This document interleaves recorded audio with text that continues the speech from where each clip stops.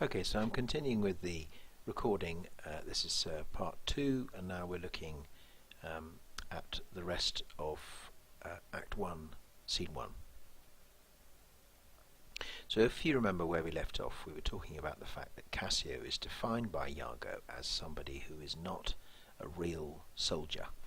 And I think we got to this point here: mere prattle without practice is all his soldiership. In other words, it's all talk. But he, sir, had the election, which means that he basically got the opportunity to take on the role of lieutenant to Othello, which is a role that Iago dearly wanted.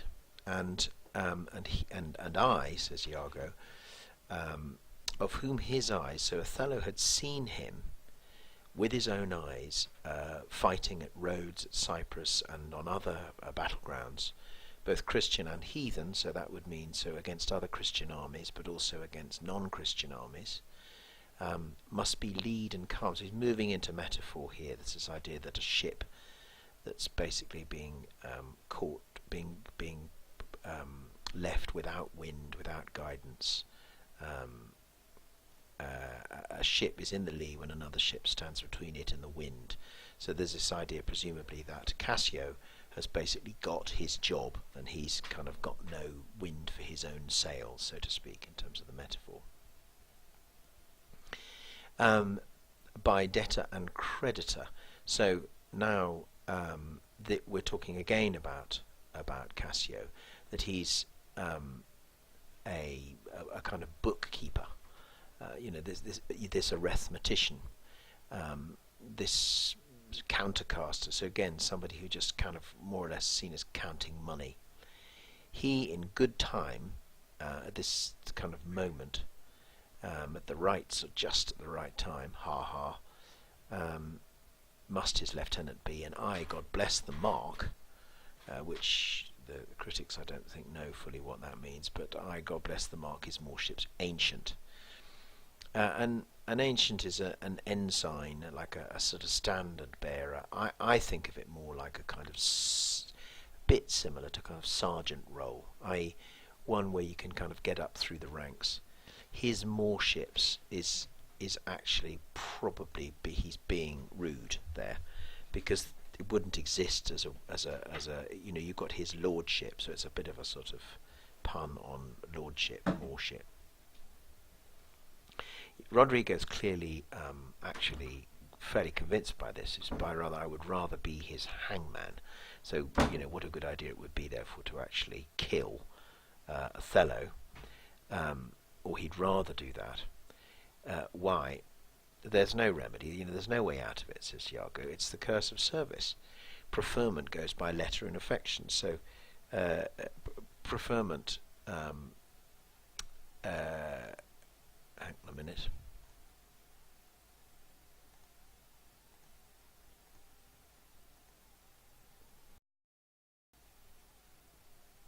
Yes, so preferment goes by letter and affection basically means the idea that it goes by a nudge and a wink, like the old boys network, really, effectively, and affection. So if you like somebody, favoritism,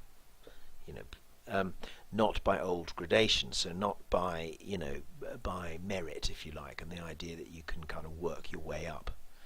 And it should be the case where each second stood heir to the first. So if you're second in command, that would be your next post. Now, sir, be judge yourself whether I, in any just term, am affined to love the more. So look at it yourself, Rodrigo. He's saying, do you honestly think that in any way I'm actually kind of liable, bound, constrained, have any reason to love them all? Well, I would not follow him then. In other words, I wouldn't follow him if I were you. Oh, sir, content you, says Rodrigo. I follow him to serve my turn upon him. In other words, to get my own back. We cannot all be masters, nor all masters cannot be truly followed. It's quite fun, that. So obviously he's leaning towards what's coming next. You shall mark, so you will note, you will see, you won't have any problem seeing that many out in the world, many a duteous and knee-crooking knave. So many sort of rather pathetic, rather kind of obsequious servants. You know, kind of what do you want to call it?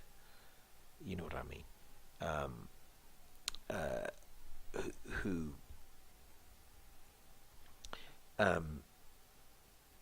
that doting on his own obsequious bondage, he says. Yes, so lots and lots of people who suck up to their employers, you know, and actually enjoy it. They dote on their own role, their own kind of pathetic role of bondage. It says here. That's in the sense of kind of being bound to somebody. Yes, wears out his time much like his master's ass. So in other words, you know, lives his life like a donkey, for nothing but provender, that's food, and when he's old, gets cashiered, gets kind of basically sold off, or perhaps sold for meat, I don't know. Whip me, such honest knaves. So it's a good fun, this idea of an honest knave. So this is one of the first appearances of this word honest. What does honest mean here? You know, and he's saying, whip me. You know, whip me if I'm going to be one of these honest knaves. Now you need to keep an eye also on this word knave. A knave is not just any old.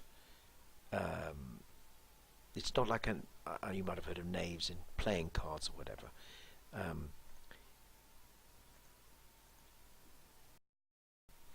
Yeah, so I've found this little blog here, which is quite nice. Just don't know where, Amory University, somewhere in America, but it's just this idea. Initially you can see it just as a fool, a knave, but it's also a man of low rank or status, as opposed to contrasted with knight, which presumably is the point when you see playing cards. You know, you've got the king, the queen, the knave, or sometimes known as the jack, isn't it? Or a dishonest and unprincipled man. Well, that doesn't really work with the idea of honest, does it? This is from the Oxford English Dictionary. So an honest, how can you have an honest knave? Isn't that a contradiction in terms? I don't know. It's just fun to play around with anyway. Others there are who, so now he's talking about other people, who trimmed in the forms of visages of duty. So who outwardly look like they are, without visages, yes, face, French for face, visage. So trimmed, so that outwardly, you know, to all intents and purposes, dutiful.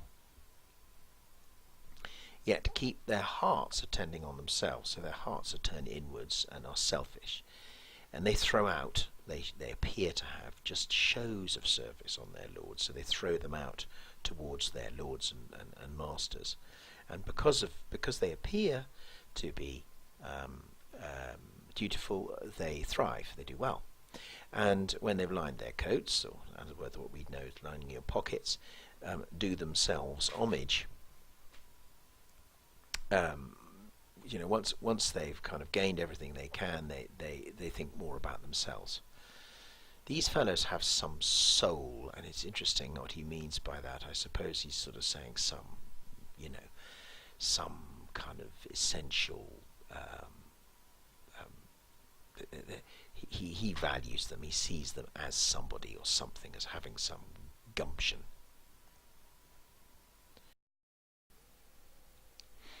And so we move on to this bit here.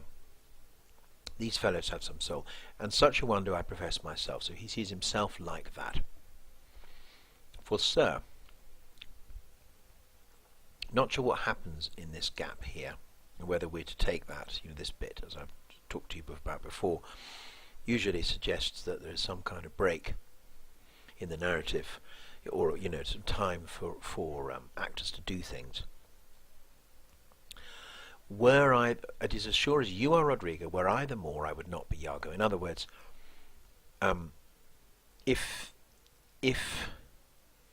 he was the Moor,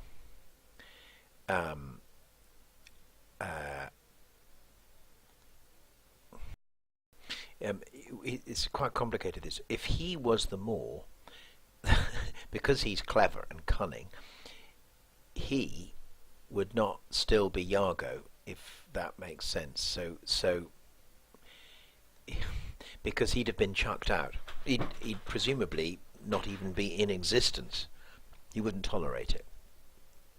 In following him, I follow but myself, in these sort of balanced lines here. Were I the Moor, I would not be Iago. In following him, I follow but myself.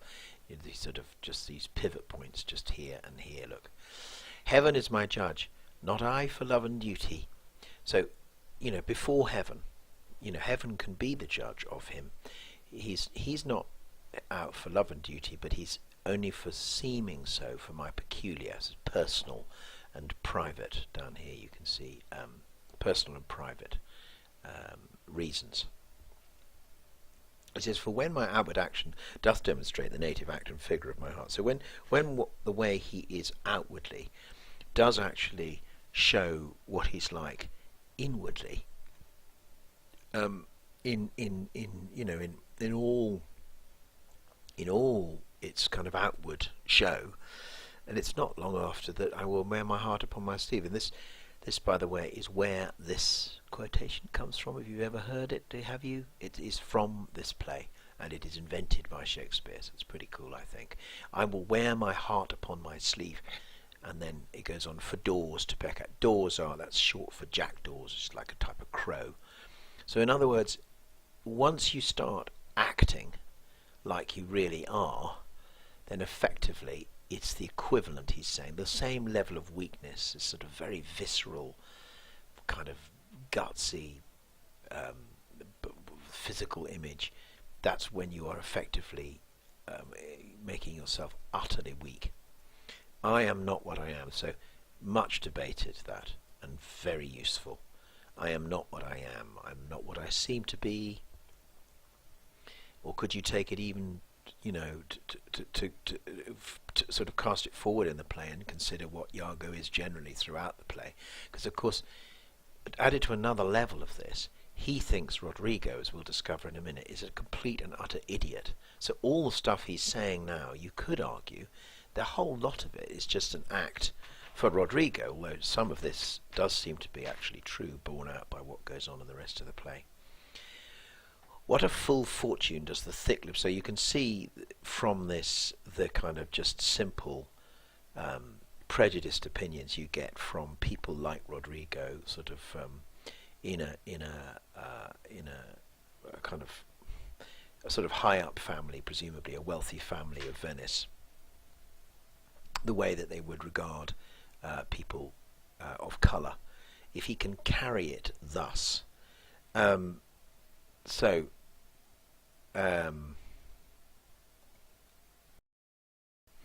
Presumably, by the way, there's an awful lot of money goes on here, but I think this fortune here is fortune as in being fortunate. He's just going back. He doesn't seem to have moved forward. What a full fortune does the thick. What if he can carry it? If he can get away with this, what a great thing. What perfect good luck he's got. So Iago, of course, doesn't give up. Call up her father, rouse him, make after him, poison his delight. So presumably, just get under the skin. Is that it? Of the father, make him feel what it's like. Proclaim him in the street.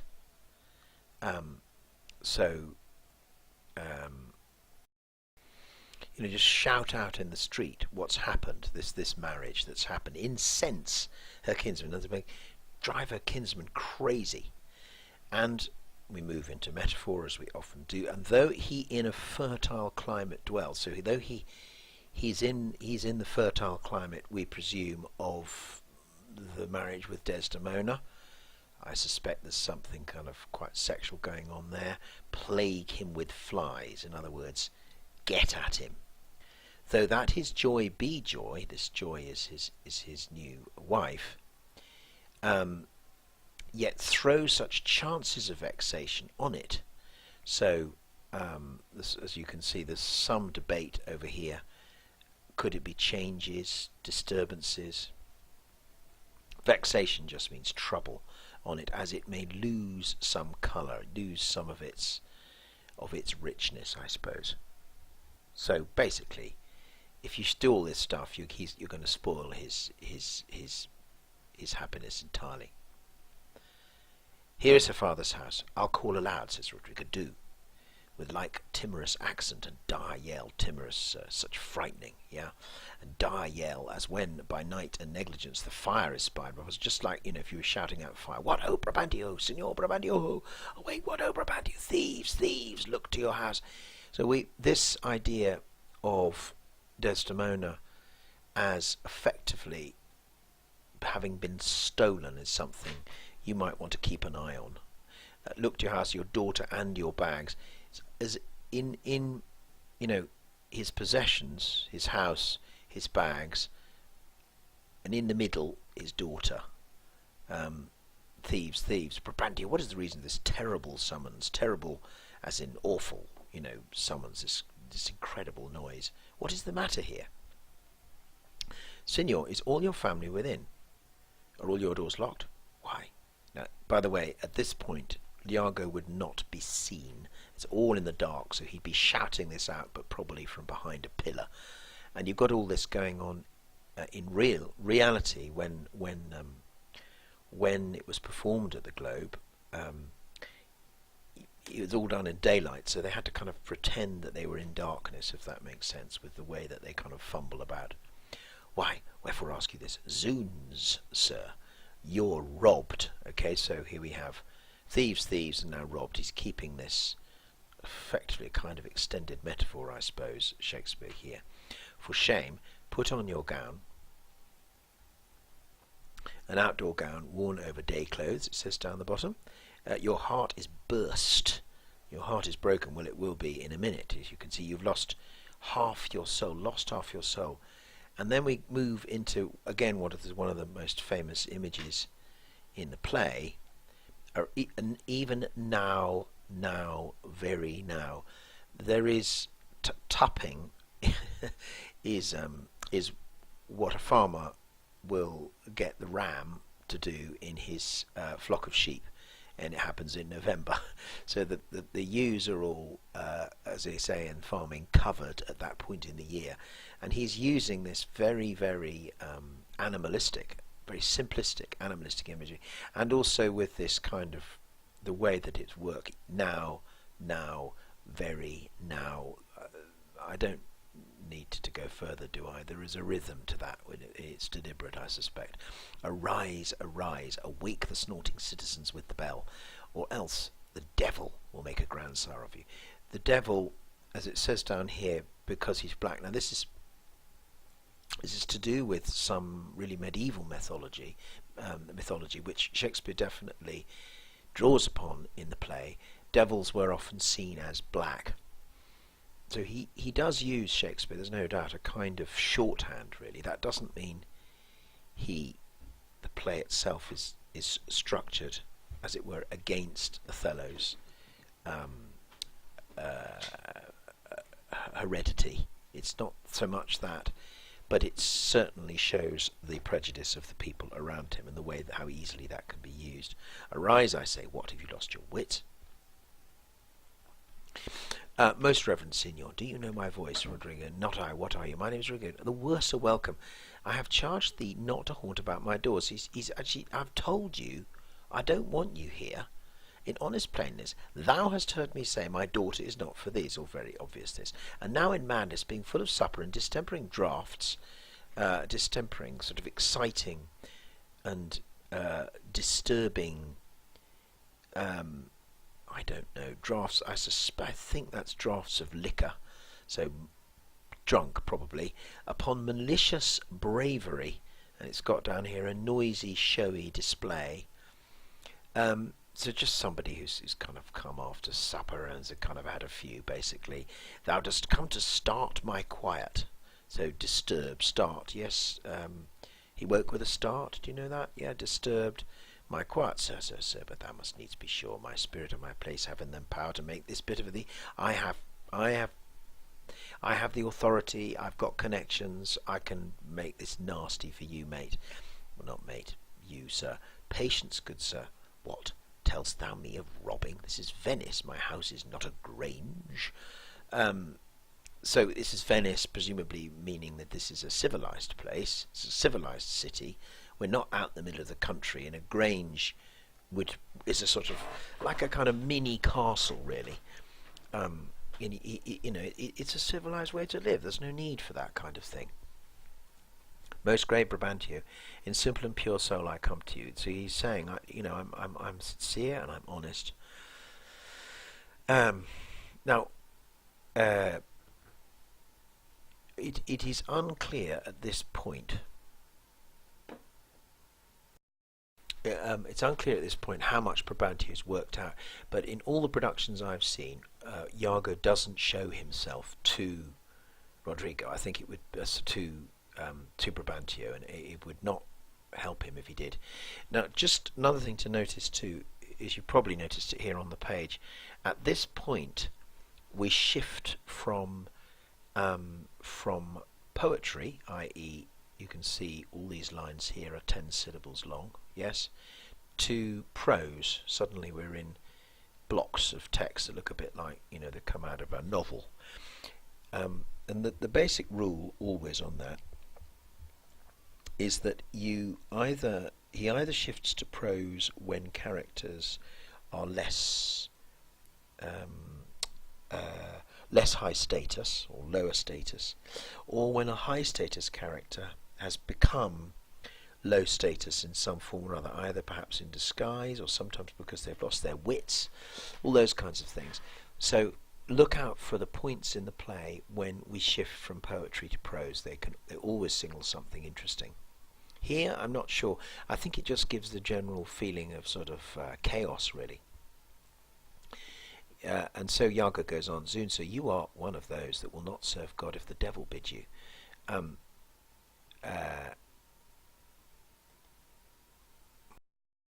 You'll not serve God if the devil bid you. Really, is if you won't even do the right thing, even if the devil effectively drives you to it. And then he goes on to talk about it, and this devils, Othello, as we've said, is often aligned with devils. Because we come to do you service, we come to do you a favour, and you think we're ruffians, like just drunkards or whatever, you'll have your daughters. There's this idea that he's effectively wanting his daughter to be covered with a Barbary horse. So now Othello is no longer a ram, he's become a horse instead. Barbary is an area of North Africa, and a horse from that region would be a Barbary horse, but there could, as it says down here, possibly be a pun on barbarian, i.e. somebody who is not civilized. You'll have your nephew's natives. After this is the thinking that eventually what will happen to Desdemona's children or Brabantio's offspring is that they will basically be animals. You'll have coursers for cousins. Coursers are I'm going to have to look that up. Sorry about that. Yes, so coursers are swift horses, and jennets, as it says down here, are small Spanish horses. So you'll have your nephew's nephew. You'll have coursers for cousins. So in other words, you're not worried about basically animals effectively coming into your family. What profane wretch art thou? What foul-mouthed wretch are you? I am one, sir, that comes to tell you your daughter and the Moor are now making the beast with two backs, i.e. they are copulating in what I believe we would call the missionary position. So thus you end up with a beast with two backs, but obviously it's deliberately making the act seem more animalistic rather than an act of love making, so to speak. Notice it's your daughter and the Moor. He's always the Moor. He's never Othello. Never Othello. In fact, I'm not entirely sure that the name Othello has been used. Has it been used at all? I don't think, sorry to be boring here. If it's been used at all, it's no more than once. I don't think it has been. I'm going to just check that, just one moment. Yeah, his name, the main character, his name is not mentioned at any point up to this point, except as a Barbary horse, a black ram, a devil, the Moor, and so on. If you're making connections with Frankenstein, the novel, I don't think you'd be that far off. It's a similar idea, isn't it? Here we have a whole scene in which the main character of the play has not yet set foot on the stage and has not been named as an individual at all. This idea of something that is other, that is different. Thou art a villain, says Brabantio. You are a senator. This is a bit of a tricky one. This is still Iago from down below shouting up, as if he were Rodrigo. And it's tricky to know exactly what's going on. All I would suggest to you is that you have a little read of this down here, okay, to help you with that one. This thou shalt answer. I know thee, Rodrigo. Sir, I will answer anything, says Rodrigo, but I beseech you, if it be your pleasure and most wise consent. So, in other words, if you agree to do it, wisely agree to do it, or you agree to do it, and I think you are wise to do so, is all sort of packed into that.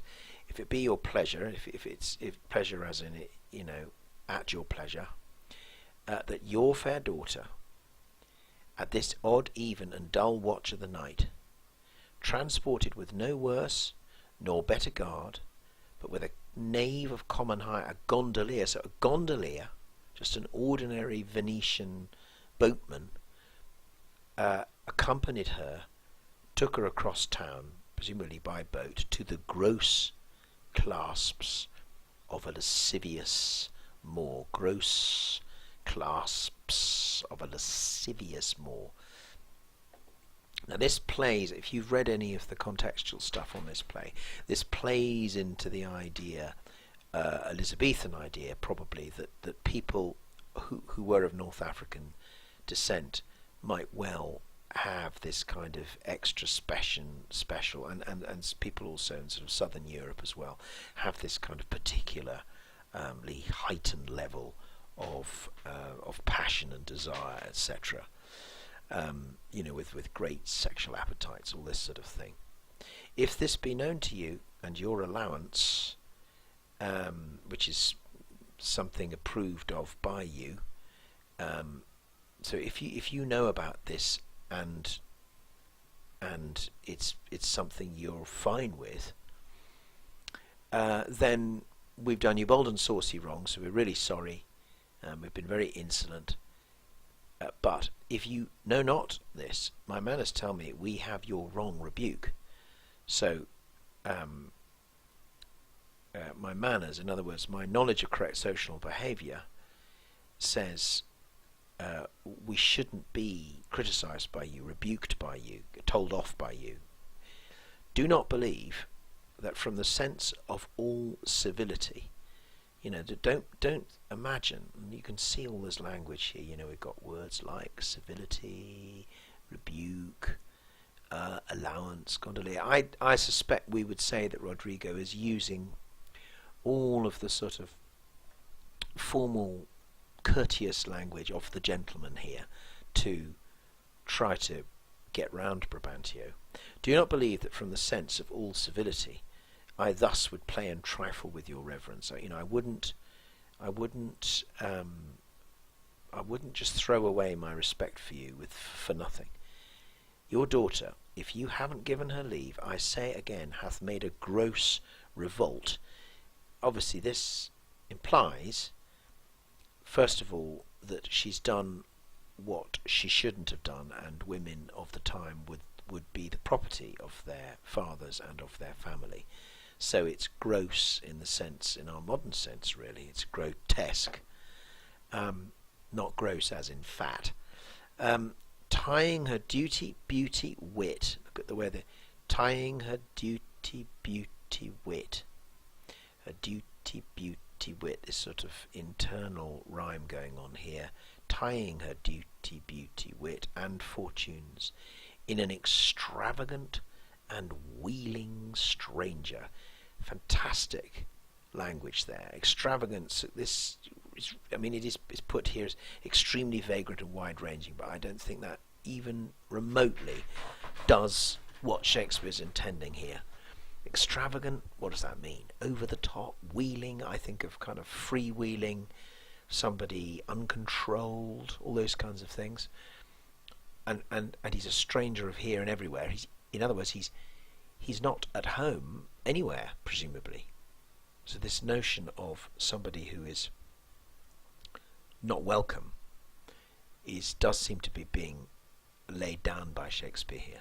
Straight, satisfy yourself, get the facts, okay?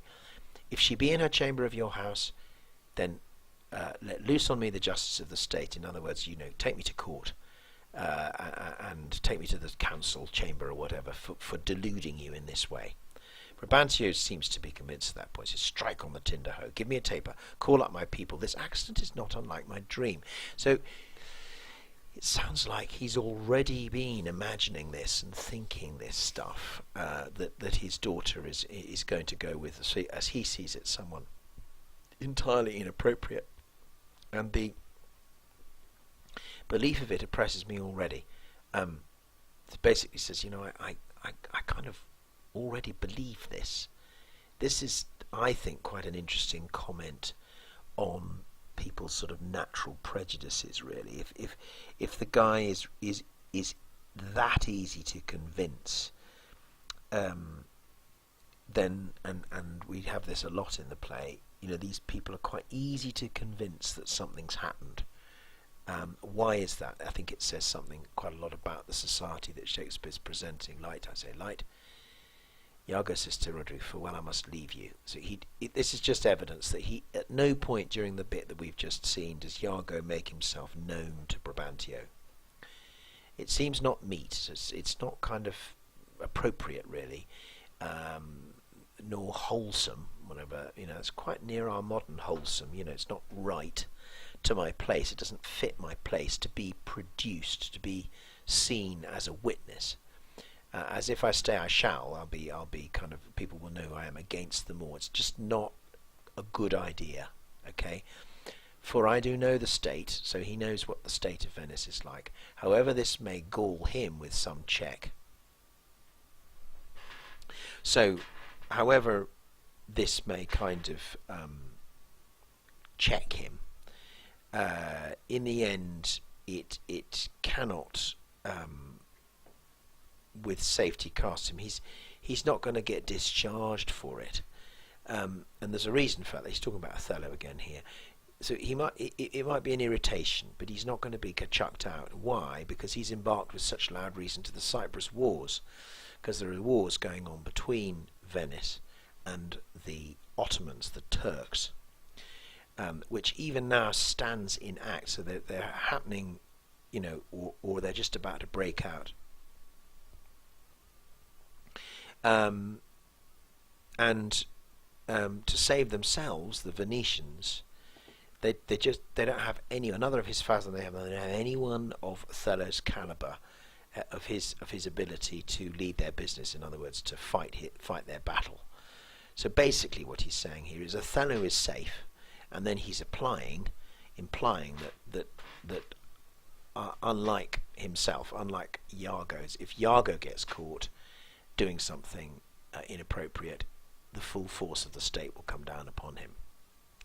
In which regard, though I do hate him as I do hell's pains, yet for necessity of present life, so for just because I have to, that's why, just to remind you, I have to show this outward flag and sign of love, which is just that. It's just a sign.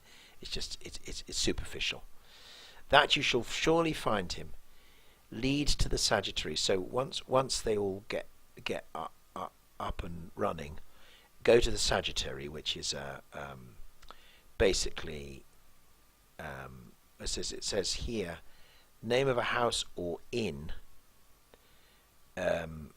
where Othello and Desdemona have taken lodgings, so called because it's sign of Sagittarius or Centaur. I didn't know that. So they've got to go to this place, the Sagittary, and there I will be with him. So he's getting there. He's going to get to Othello, I'm assuming, before everybody else. So farewell. Brabantio comes rushing down, and he's obviously gone to her bedroom, discovered she's not there.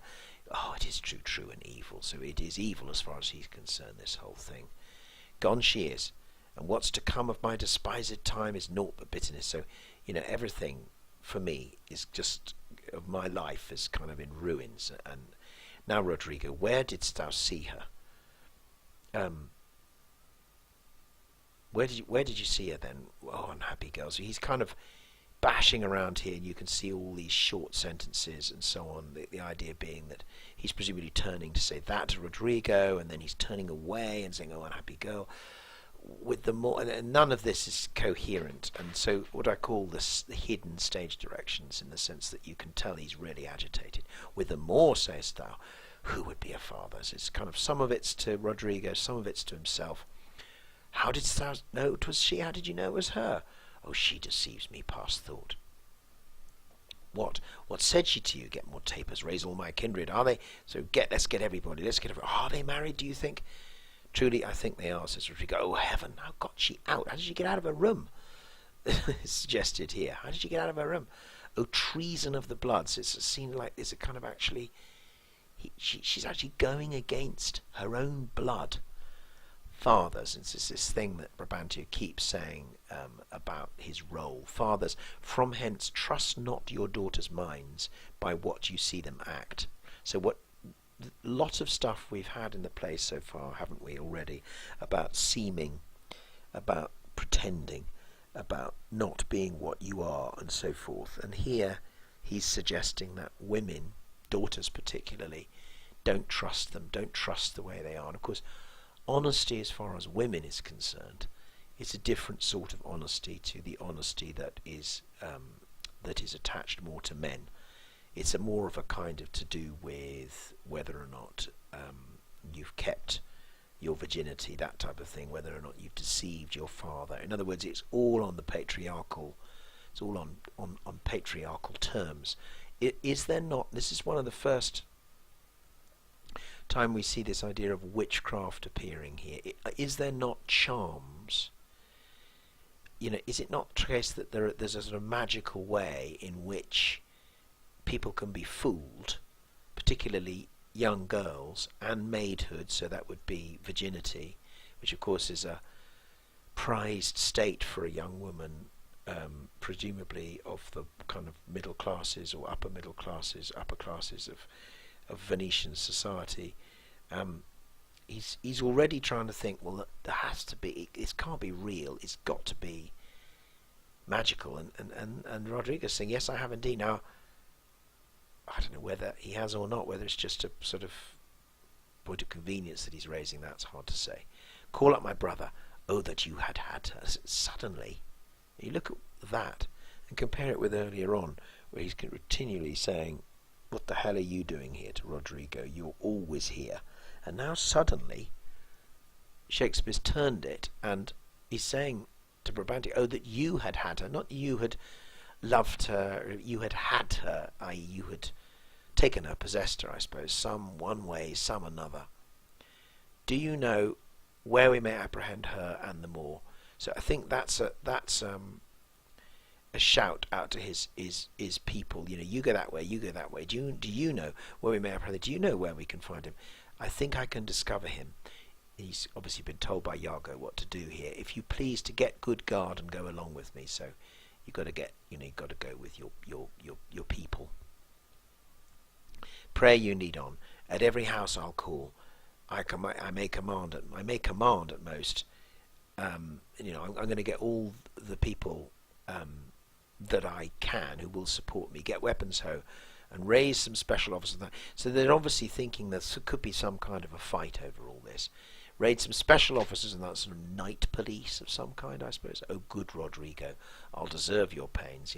You're going to get payment for this, Rodrigo, is what he's saying there. And that's the end of Act 1, Scene 1. Thank you for your patience.